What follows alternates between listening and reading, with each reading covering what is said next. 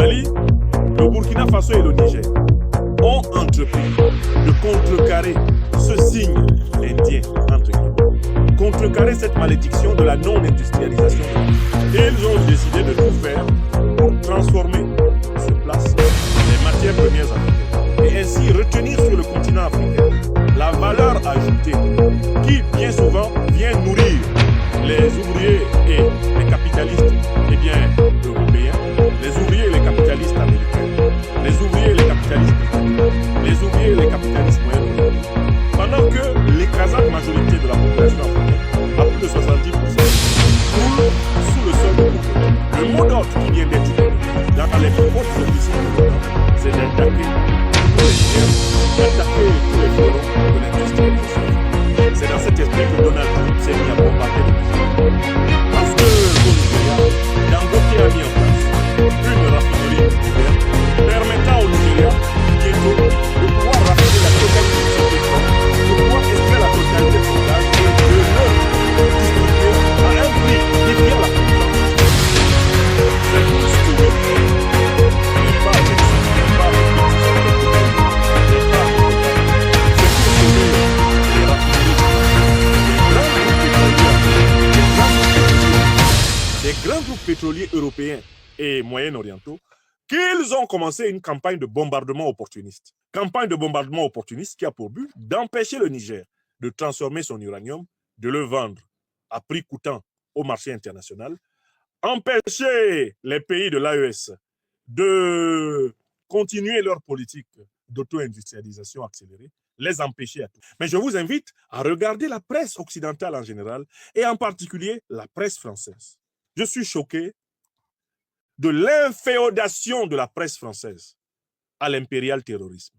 Actuellement, ils sont en train de lancer une nouvelle campagne.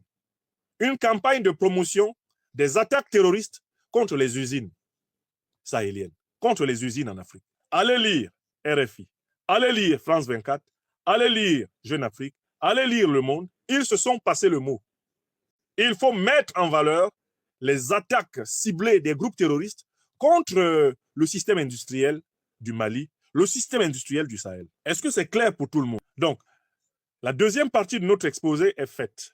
Je vous ai montré que l'Afrique est de facto, en réalité, déjà engagée dans la guerre de l'énergie, dans la guerre de l'industrie.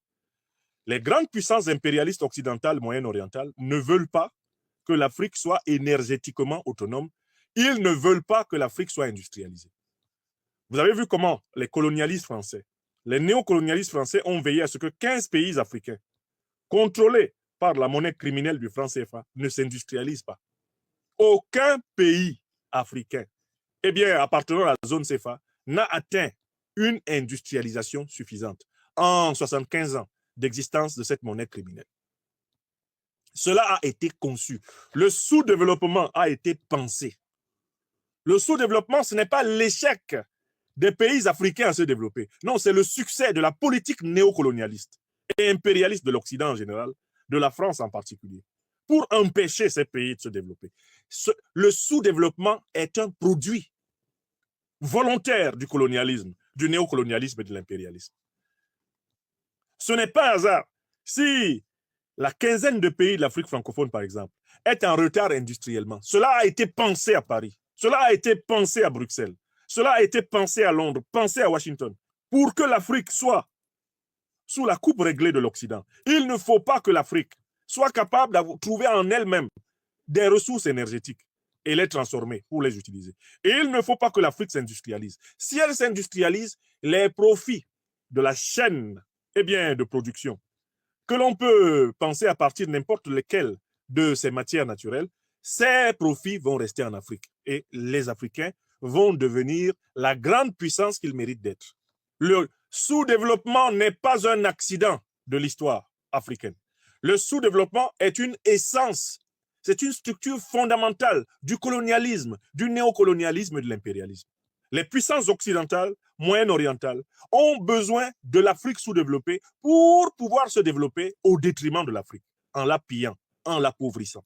L'Afrique n'est pas pauvre, l'Afrique est appauvrie. Nous l'avons démontré dans de nombreuses conférences. Ceux qui s'étaient installés dans l'illusion que la pauvreté qui sévit aujourd'hui en Afrique est une fatalité, doivent comprendre qu'il ne s'agit pas d'une fatalité. C'est une nécessité de l'impérialisme. C'est une nécessité du colonialisme. C'est une nécessité du néocolonialisme. Il faut donc opposer à ce système eh bien, un contre-système, une contre-nécessité, celle de la souveraineté africaine, celle de la prospérité, de la dignité africaine, celle de la productivité africaine, celle de l'industrialisation africaine. Il faut opposer à cette logique criminelle une logique de salvation, une logique de renaissance. Il n'y a aucune fatalité sur l'Afrique. Ce sont des forces organisées qui entretiennent le sous-développement dans notre continent. Ces forces organisées sont celles de l'impérialisme occidental, de l'impérialisme moyen-oriental, avec ses vassaux africains, les dirigeants les plus indignes qui sont à la tête de nos États et qui sont les nègres de salon, les nègres de maison, les maillots de Capétia de la politique africaine, à savoir les valets de la France-Afrique, pour ne prendre que ces exemples-là. Donc, si vous faites une lecture panoramique de la presse française de ces dernières heures, elle vient de lancer une nouvelle campagne comparable à la campagne qui avait été menée pour valoriser les attaques de convois citernes au Mali. La presse française vient de lancer une nouvelle campagne médiatique pour justifier les attaques des usines maliennes.